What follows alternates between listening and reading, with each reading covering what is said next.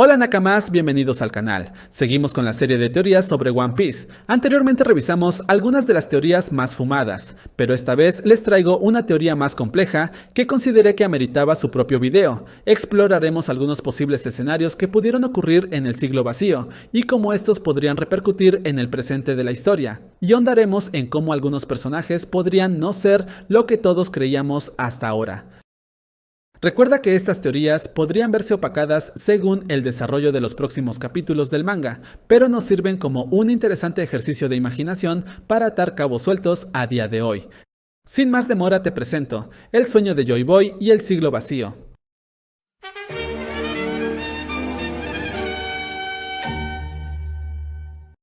A fecha de realizado este video, uno de los capítulos recientes más impactantes del manga fue el 1122, que nos dejó con interesantes revelaciones sobre el pasado de Emmet y su relación con Joy Boy, además del increíble poder de este último. Como sabemos, Joy Boy fue llamado el primer pirata. Si nos apegamos a la definición, un pirata es un forajido marítimo. La serie nos cuenta que Joy Boy, originario del Gran Reino de hace 900 años, se enfrentó a los 20 reinos que hoy en día conforman el gobierno mundial. Sin embargo, tanto el reino antiguo como Joy Boy parecen haber fenecido y su existencia fue borrada de la historia por el gobierno mundial, siendo los poneglyphs el único remanente de la existencia de este reino, los cuales, además de dar información sobre el llamado siglo vacío, revelan la ubicación de las armas ancestrales y la forma de llegar al tesoro que da nombre a la serie, el One Piece. Vegapunk teoriza que este reino habría tenido avances tecnológicos demasiado modernos para su época. Entre estos se encontraría Emmet, el robot gigante amigo de Joy Boy, quien parecía seguir sus pasos con admiración. Pero, ¿qué crimen debió cometer Joy Boy para ser considerado un pirata? ¿Y por qué se vio en la necesidad de enfrentarse a un ejército de 20 naciones aliadas? Después de todo, su reino antiguo parecía poseer las armas ancestrales. ¿Por qué no recurrir a ellas para poner fin a esta disputa? Analicemos un momento la obra. A pesar de ser un manga shonen, las posturas morales en One Piece no son tan sencillas como buenos contra malos. Aunque Luffy ha salvado a mucha gente, él mismo acepta no ser un héroe, pues estrictamente hablando, opera del lado incorrecto de la ley. Por otro, hemos visto que quienes conforman la autoridad no siempre hacen lo correcto. Es así, que en One Piece no es sencillo definir quiénes son buenos y quiénes son malos, pues cada bando tiene sus valores y el espectador decide con qué lado se identifica. Pero, ¿a qué viene todo esto? ¿Y qué tiene que ver con el siglo vacío? Cambiemos la perspectiva de la historia. ¿Qué tal si Joy Boy no se enfrentó a 20 naciones, sino más bien 20 naciones tuvieron que unirse como último recurso para enfrentarlo a él? Recordemos el final del arco de Egghead. En un momento de desesperación contra el Gorosei, vemos cómo Emmet libera una onda de haki del rey con poder abrumador, que es quizá la más poderosa vista hasta ahora, y que no solo les quita su transformación a los ancianos, sino que se ven en la necesidad de volver a Marilloa. Además, vemos a Imusama con una expresión de genuino terror al reconocer que dicho haki pertenece a Joy Boy, como si ya supiera de lo que este pirata es capaz. Esto suma puntos a las famosas teorías de que ambos habrían sido contemporáneos, pero ¿por qué el gobernante actual de todo el mundo habría de temer por el poder de un humano que murió siglos atrás? ¿Qué tan fuerte tendría que haber sido para provocar esta reacción? Después de todo, el gobierno mundial ya se encargó de derrotarlo hace mucho. ¿Por qué tener ese temor en la actualidad? En el mismo capítulo se nos dice que Emmet no fue capaz de convertir a Joy Boy en rey. Pero, ¿de qué quería ser el rey? Pues el concepto de rey de los piratas se acuñó hasta que se le asignó a Roger siglos después. Considerando eso, la teoría de hoy sostiene que Joy Boy soñaba con ser el rey del mundo. Durante la serie, se nos ha venido presentando al gobierno mundial y los Tenryubito como los principales antagonistas de la serie. Aquellos que someten con mano dura a todo aquel que se atreva a levantarse ante ellos, sin dudar incluso en acabar con naciones enteras y censurando la historia con el único objetivo de encubrir la existencia de un siglo de historia entero. ¿Pero qué pasaría si tuvieran razones de peso para hacer esto? ¿Qué tal si su tiranía dictatorial tuviera como objetivo proteger al mundo de un mal incluso mayor? Si la manera inquisitiva en que quieren mantener el control se debiera a que quieren evitar caer en el extremo opuesto, ser gobernados por un agente del caos absoluto. Un ente sin restricciones de comportamiento, que no conoce de reglas, impredecible y frenético, y que en ocasiones pareciera no respetar ni las propias leyes de la física con sus poderes de Toon Force. Un mal desenfrenado que bajo un falso epíteto de libertad trajera desorden al mundo entero, y que no se detendría por ataduras morales ni de la ley. Un mal llamado Joy Boy.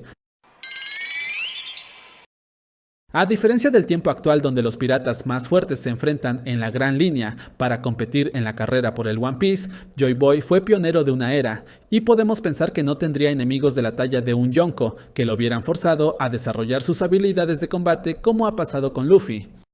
Siendo así, ¿cómo obtuvo un haki tan poderoso? ¿Quién lo entrenó? ¿Fue gracias a la fruta de Nika o fue su propio poder?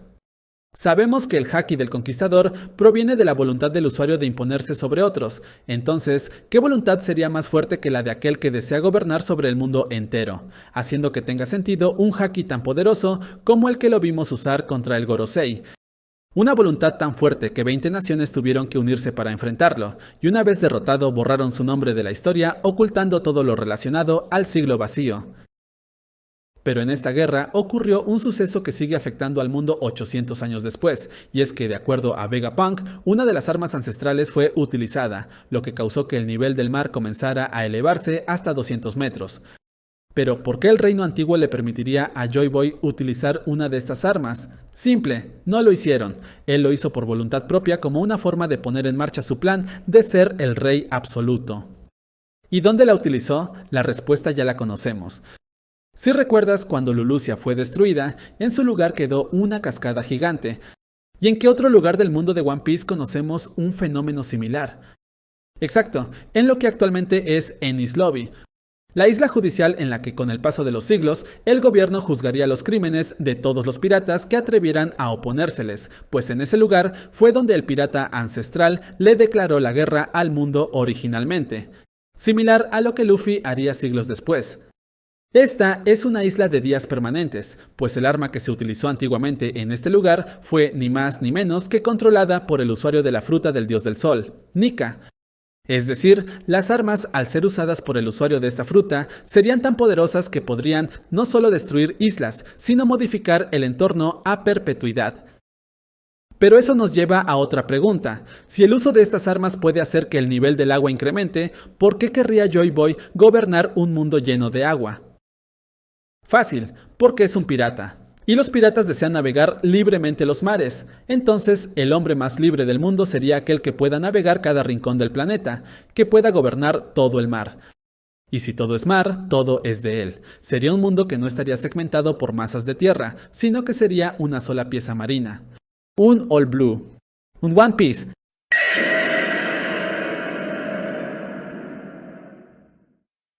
Esto cambiaría la perspectiva de la guerra, pues no sería una batalla entre dos frentes, sino entre tres: el reino antiguo, con su tecnología avanzada, Joy Boy, con su plan de llenar al mundo con agua, y la Alianza, que se formó como respuesta a este ataque. Lo que la Alianza no supo es que, a pesar de ser originario del reino antiguo, Joy Boy ya no formaría parte de este, pues al haber usado un arma ancestral sin permiso y tomar a Emmet como su aliado, habría partido hacia el mar en busca de nuevos aliados para concretar su sueño. Eventualmente reclutando también a Zunesha, el elefante. Seguramente, usando Joy Boy su apelativo de guerrero de la liberación, le prometería a Zunesha otorgarle su libertad si lo ayudaba a cumplir su objetivo. Pues recordemos que Zunesha está destinado a recorrer los mares como castigo por haber cometido un crimen que aún desconocemos. De ser ese el caso, quizás Joy Boy no los apreciaba como nakamas, sino más bien los utilizaba aprovechando el gran tamaño de ambos para su beneficio. Pero no solo a ellos dos, pues hubo otra facción con quien sabemos que tuvo relación, e incluso les hizo una promesa: los Gyojin. Como se nos ha contado en toda la serie, estos han sido oprimidos y tratados como una raza inferior a los humanos, muchas veces siendo vendidos como esclavos, al punto en que optaron por permanecer en su reino bajo el agua para evitar conflictos. Pero Joy Boy no solo fue capaz de vincularse con esta raza, sino que incluso les hizo una promesa que involucraba a los Gyojin y al Arca Noah, el navío construido durante el siglo vacío por los habitantes de esta isla.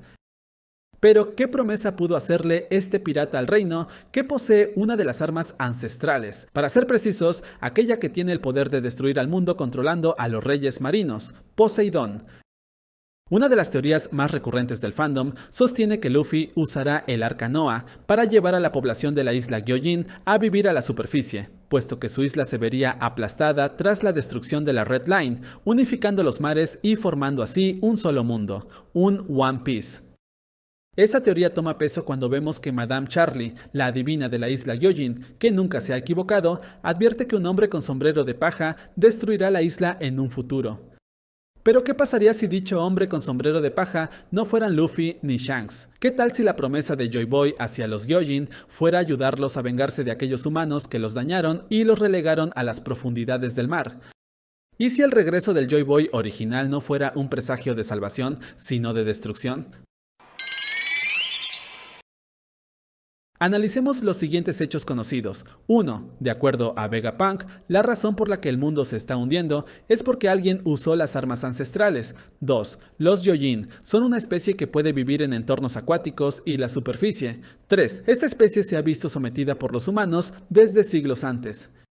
Entonces, la forma en que Joy Boy podría haber convencido a los Gyojin de que le dieran acceso a Poseidón sería con la promesa de usar dicha arma para inundar al mundo entero, de forma que ellos podrían vivir libremente en la superficie sin tener que estar excluidos en el fondo marino, obviamente sin hacerles saber que en el fondo su objetivo es convertirse en rey de ese nuevo mundo. Pero ellos, al no saber esto, lo verían como un héroe, quien años después serviría como inspiración a Fisher Tiger para fundar los Piratas del Sol, en honor al portador de la fruta del dios del sol. Como sabemos, al final Joy Boy no logró cumplir su promesa, pero al saber que sería vencido, dejó con antelación una disculpa como forma de garantizar contar con su apoyo cuando logre volver.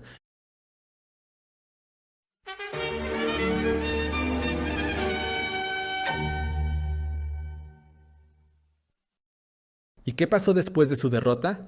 Tras hacer caer a Joy Boy, las 20 familias originales que conformaron la alianza, hoy conocida como Gobierno Mundial, decidieron buscar la manera de salvarse de la inevitable inundación del mundo, pues incluso si habían logrado derrotar a su oponente, el nivel del agua ya había incrementado considerablemente gracias al uso de un arma, y ellos, al ser los únicos con acceso a esta información, decidieron optar por salvarse yendo al punto más alto del mundo, la Red Line. Pero este lugar ya estaba habitado, nada más y nada menos que por la tribu Lunarian, quienes antiguamente eran conocidos como dioses, y obviamente estos no estarían dispuestos a ceder su tierra a un grupo de humanos que querían reclamar su territorio. Por ello, la alianza tomó la decisión de recurrir a la fuerza. Después de todo, si habían hecho caer a Joy Boy, podrían vencer a cualquier oponente. Así, los Lunarians se vieron atacados sin merced por un ejército imbatible, que además de armas, muy probablemente tenía entre sus líneas a múltiples usuarios de frutas del diablo. En especial, una fruta que pudo ser clave en esta batalla, la fruta Uo-Uo, modelo Seiryu, o sea, la fruta del dragón Azur. ¿Por qué suponemos que esta fruta en particular? Imagina que eres un integrante de la tribu Lunarian en el Red Line, tratando de repeler la invasión de un poderoso ejército enemigo, y repentinamente ves llegar volando un dragón gigante que lanza llamaradas altamente destructivas, lo cual influye fuertemente en el resultado final de la batalla, haciendo caer a tu nación. Todo gracias a ese dragón celestial, o como se diría en japonés a ese Tenryubito. Por eso a día de hoy, los Tenryubitos son conocidos como dioses, pues ocupan el lugar geográfico de la tribu a la que desterraron, posicionándose como los nuevos dioses del mundo. Y así, los últimos Lunarian contarían que su caída se debió al ataque de un ejército del dragón celestial, mismos que ahora viven en la cima de la Red Line. Así, esta alianza de autoproclamados dioses viviendo en la cima del mundo pasarían a ser el gobierno mundial. Y al haber perdido ante este nuevo gobierno mundial, los Lunarian verían en la leyenda de Joy Boy la esperanza de salvación, pues llegó a sus oídos que ese guerrero de la liberación fue el único que antiguamente había sido capaz de hacerle frente a los 20 reinos. A pesar de haber sido eliminados por los ahora llamados dragones celestiales, irónicamente el último Lunarian vivo tras varios siglos, King, serviría como mano derecha de un verdadero dragón, Kaido, a quien siguió con el deseo de verlo convertido en el sucesor del título de Joy Boy. Pero como vimos, esto no fue así, ya que Luffy es el nuevo portador de este epíteto. Habiéndose posicionado en la cima del mundo, los dragones celestiales fundarían Marilloa, y ahí decidieron hacer un pacto de que ninguna de las 20 familias originales intentaría reinar sobre las demás, y crearon el concepto del trono vacío, colocando sus armas a los costados como promesa. Pero hubo alguien que no aprobaba los métodos violentos del gobierno mundial, pues no sentía que los ahora llamados dragones celestiales debieran ser superiores al resto de la humanidad y creía que se le debía informar al mundo de la eventual inundación para que pudieran prevenirse. Esta persona era nada más y nada menos que Nefertari Di Lili, la representante de la familia Nefertari de aquel tiempo y antepasada de Cobra y Bibi, pero al estar en contra de los planes totalitarios del gobierno, se ganaría el repudio de otros dragones celestiales, en especial de aquel que para entonces ya tenía planeado tomar el control como dictador del mundo, el representante de la familia Nerona, Imu. Para lograr esto, Imu buscaría aliados confiables dentro de los 20, con quienes confabularía para estar en un rango superior al resto del mundo y tomar el trono vacío, a espaldas del resto de las familias. Estos aliados serían los representantes de las familias, Jay García, Marcus, Topman, Ethan Barón y Shepard, a quienes, para convencerlos, les prometería dos cosas: un puesto como líder de un rubro distinto de la política a cada uno y la vida eterna con el poder de la fruta Ope Ope.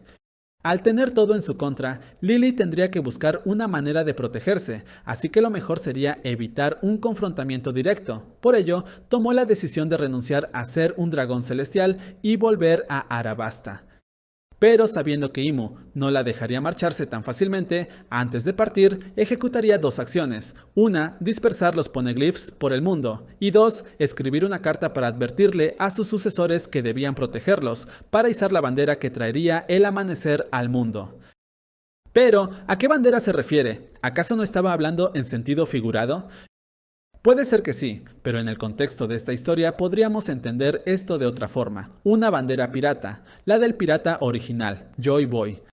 ¿Significa esto que Lili cambió de bando para convertir a Joy Boy en rey? No necesariamente, simplemente hablaría de que una princesa en desesperación buscaría recurrir a un pirata como último recurso para enfrentar a un tirano. ¿Dónde hemos visto eso antes? O mejor dicho, después.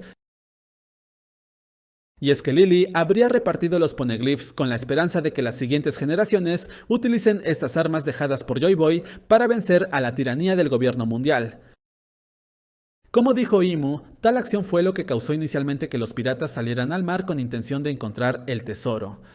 ¿Y a qué se refería con el amanecer? Pues seguramente Lili descubrió que una parte del plan de Joy Boy era usar el poder de su fruta de Dios del Sol para dar energía a estas armas.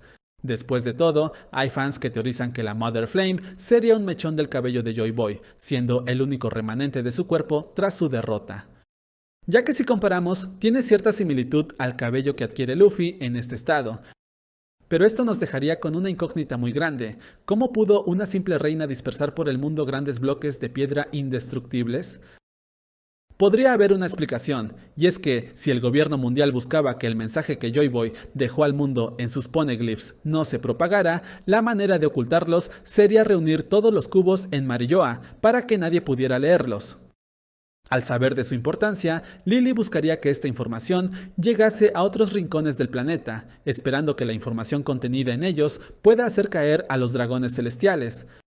Pero enviarlos por el mundo ella misma sería imposible, así que lo más seguro es que haya contado con un aliado con el único poder conocido en la obra que podría lograr esta labor titánica en un solo día. Un hipotético antiguo usuario de una de las frutas más poderosas de la serie, y que podría fácilmente haber logrado esto, la fruta Nikyu Nikyu. Así, podría haberle pedido a este aliado que desde la cima de Marilloa dispersara los bloques por diferentes islas, asegurándose de dejar los bloques rojos en lugares donde especies afiliadas a Joy Boy pudieran protegerlas, Su, Wano y la isla de las sirenas. Pues tanto Sunesha como los tritones fueron aliados de este, y la tribu Mink guardaba estrecha relación con la familia Kozuki, quienes no solo crearon los bloques, sino que se encargarían de preservar el lenguaje antiguo para que éste pudiera ser leído por futuras generaciones. La ubicación original del cuarto bloque sería un misterio, pero por descarte tendría que ser el que poseería Big Mom en su isla varios siglos después, solo que nunca se nos dijo de dónde lo sacó. Para asegurarse que los bloques más importantes no cayeran en malas manos, Lily le pediría a su aliado que enviara a locaciones de difícil acceso aquellos bloques que detallan la ubicación de las armas ancestrales, siendo el bloque que contenía la ubicación de Poseidón enviado a Skypiea y el bloque que contiene la ubicación de Plutón enviado a Arabasta, para que los descendientes de la familia Nefertari pudieran protegerlo del alcance del gobierno. Y como se encontraban en lo alto de Marilloa, no tendrían problemas en enviarlos a cualquier rincón del mundo, pues estos no se estrellarían contra la Red Line como le sucedió a Kuma al ir volando. Esto nos podría llevar a teorizar que el arma ancestral que habría sido usada por Joy Boy sería Uranus, ya que si Poseidón es un arma que permite atacar bajo el agua mediante los reyes marinos y Plutón es un buque que permite atacar sobre el agua, podríamos suponer que Uranus sería un arma aérea, que después sería recreada por el gobierno para destruir Lulusia.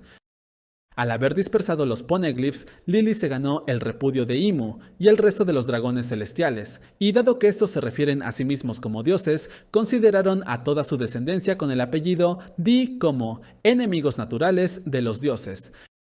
Pero si el problema eran los descendientes de Lily de la familia Nefertari de Arabasta, ¿por qué el apellido con el que tienen problemas es con los Di y no con los Nefertari? Porque a quien el gobierno mundial quería eliminar de la historia era específicamente a Lily, ya que ella fue la que se levantó contra ellos. Y para lavarse las manos, permitieron que su hermano se convirtiera en el siguiente gobernante de Arabasta en su lugar. Así, el gobierno fingiría no saber nada del destino de la reina tras su partida de Marilloa. Incluso podrían haber amenazado a este nuevo rey con no vengarse de Arabasta a cambio de no volver a mencionar a Lily en los libros de historia, y por miedo a represalias, su hermano aceptaría esta condición.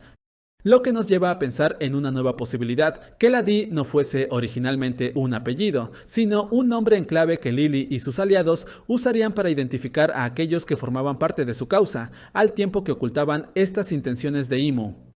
Para hacer un símil, sería algo parecido a lo que hicieron los Mugiwara en Arabasta para reconocerse entre ellos, o los samuráis de Wano de usar una luna en su tobillo para organizarse sin levantar sospechas del enemigo.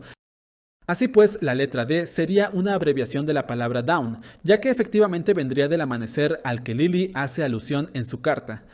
Y como Imu dijo, con el tiempo este significado se perdería, pues los portadores actuales de la D no tienen conocimiento de esta historia, y el hecho de que personajes como Luffy, Law o Roger de alguna forma se hayan enfrentado al gobierno podría deberse a uno de los ejes centrales de la trama de One Piece, la voluntad heredada.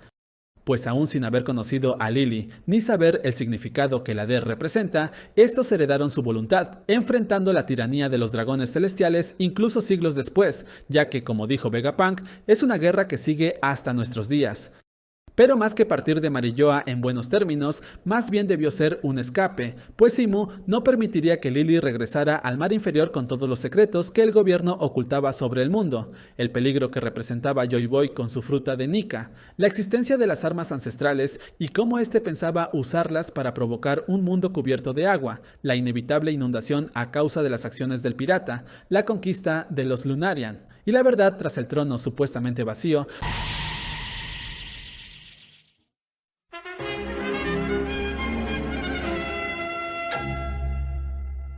Lily sabía demasiado, así que huyó.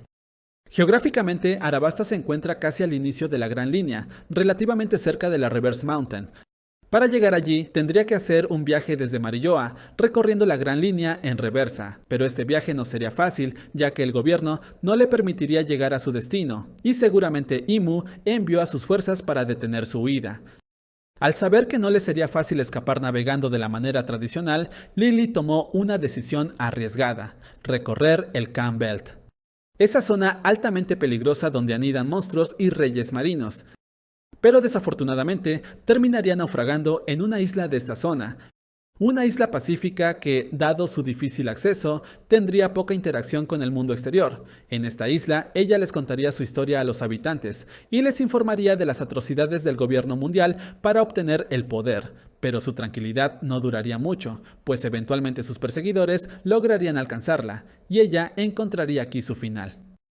Con el paso del tiempo, las nuevas generaciones de esta isla hablarían de la leyenda de la valiente mujer que se atrevió a enfrentar a los dioses, así que las habitantes buscarían seguir su ejemplo de fortaleza, poder y valentía para recorrer los mares, eventualmente convirtiéndose en un reino enteramente de mujeres inspiradas por esta guerrera, por esta amazona, el país de Amazon Lily. Anteriormente en esta teoría te hablé de la presencia de dos frutas del diablo que serían clave para sostenerla, la fruta del dragón azul y la fruta Nikyu Nikyu. Algo que daría peso a esta creencia es la importancia que estas frutas tienen para los dragones celestiales, pues si recuerdas, estas se pensaban dar como premios durante el incidente de God Valley. Como sabemos, una de estas frutas terminó en manos de Big Mom, que se la regaló a Kaido, y la otra fue comida por Kuma. Un par de años después, durante una de las capturas de Kaido, el gobierno ordenaría al Dr. Vegapunk que buscara replicar su fruta, lo cual el científico lograría extrayendo el factor de linaje del dragón, pero este se negaría a entregarla al gobierno, pues al considerarla un fracaso, Vegapunk la dejaría resguardada en Punk Hazard. El resto de esa historia ya la conocemos. Por otro lado, el gobierno mundial más tarde sumaría a Kuma a sus filas como Shichibukai, demostrando que de alguna forma u otra buscarían poseer ambas frutas.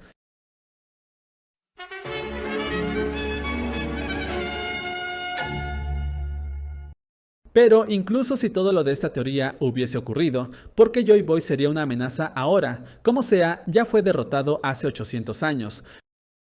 Daría la impresión de que el gobierno se salió con la suya. Joy Boy fue borrado de la historia. Los sucesores de los 20 reinos originales ahora controlan al mundo. Prácticamente no queda nadie que sepa leer los poneglyphs. Sunesha continúa su castigo de vagar por la eternidad en el mar, y Emmet llevaba años desactivado. Incluso como medida precautoria, intentaron eliminar a aquel que es capaz de regresar a los muertos a la vida, Moria. Entonces, ¿por qué Imu habría de temer el posible regreso de este peligro ancestral? Muy simple, porque hay un joven pirata que no solo se comió la misma fruta que llevaba 800 años perdida, sino que además logró despertar el mismo poder de Nika que utilizaba Joy Boy. Este mismo pirata ha demostrado ser errático e impredecible. Por si todo esto no fuera suficiente, se acaba de aliar con el científico que es capaz de replicar frutas y generar clones más poderosos de otros seres biológicos, como lo son los Seraphim. El gobierno se plantearía el peor escenario posible, Vegapunk creando un Seraphim de Joy Boy, con los poderes originales de la fruta de Nika, usando el factor de linaje de Luffy. Si bien el propio Vegapunk admite no saber si Joy Boy era bueno o malo, nosotros como espectadores sabemos que el científico nunca tuvo planes de traerlo de vuelta, pero desde la perspectiva del gobierno, esta situación hipotética se vería como la fórmula perfecta para la fatalidad. Si Moria no va a traerlo como zombie, la fruta de Brook solo funciona en uno mismo, y Vegapunk no lo va a clonar, parecería que Joy Boy no debería tener posibilidades de regresar al mundo, ¿cierto? Solo recordemos cómo fue que Luffy despertó el poder de su fruta, muriendo a manos de Kaido. Y sin embargo, el corazón de Joy Boy latió con fuerza e hizo volver a Luffy. Esto nos diría que es una fruta que, bajo ciertas condiciones, puede activarse y traer de vuelta a su usuario. Pues como el Gorosei dijo, las frutas Zoan suelen tener voluntad propia, solo que no sabemos si esta pertenece a la fruta en sí, o si puede verse influenciada por la voluntad de anteriores portadores de la misma. Pues de ser así, Joy Boy podría estar usando el despertar de Luffy para eventualmente ganar su propia independencia y volver al mundo terrenal, o quizás la clave para su regreso se encuentre en el propio tesoro del One Piece. Después de todo, hay una silueta misteriosa entre los contendientes. Mucho se ha teorizado de una posible conexión entre Barba Negra y Sebek. Algunos suponen que Teach podría ser su descendiente. Incluso existe la idea popular que el alma de Sebek vive dentro del cuerpo de Kurohige, y por eso este podría tener múltiples frutas. Pero ¿qué tal si el hombre que Teach admira no fuera Sebek sino Joy Boy? Pues si asumimos que lo planteado en esta teoría fuera cierto, ambos tendrían una misma meta en común, el mundo. ¿Qué nos dice el mito de Nika? Que él, como guerrero de la liberación, se encarga de dar esperanza a aquellos que se encuentran presos y esclavizados. ¿Y recuerdas cómo obtuvo Barba Negra a la mitad de su tripulación? Así es, liberándolos de la máxima prisión del mundo bajo la promesa de unirse a él. Bajo una promesa de libertad. Y al final del día, sabemos que el foco de su tripulación es utilizarlos para obtener su cometido, para cumplir su sueño, al igual que Joy Boy podría haber hecho con Sunesha, Emmet o los Gyojin. Mucho se discute sobre quién será el antagonista final al que se enfrentará Luffy, siendo Barba Negra, Imu, Akainu o Shanks los contendientes más mencionados para este rol. Pero si Joy Boy regresara, ¿podría alguno de estos siquiera compararse con su poder? Haciendo un símil con Naruto, sería como ver a Madara enfrentándose a los Kages, sin que estos tuvieran siquiera una oportunidad contra el shinobi legendario. Eso nos dejaría con todas estas facciones teniendo que hacer a un lado sus diferencias para enfrentar al primer pirata, ese que sueña con ser un rey sin restricciones. Al final, la batalla decisiva sería entre nuestro capitán y el pirata de antaño, Luffy contra Joy Boy, la libertad contra el libertinaje, en una pelea no solo por el One Piece, sino por el futuro de su mundo. Hasta aquí la teoría de hoy. Déjame tus comentarios aquí abajo y no olvides dar like. Este canal apenas empieza, pero con tu apoyo podremos seguir discutiendo temas de One Piece y otros animes, así como videojuegos. Si este video llega a 100 views, subiré una segunda parte del video de teorías fumadas. Te dejo con un meme del arco de Egghead. Adiós.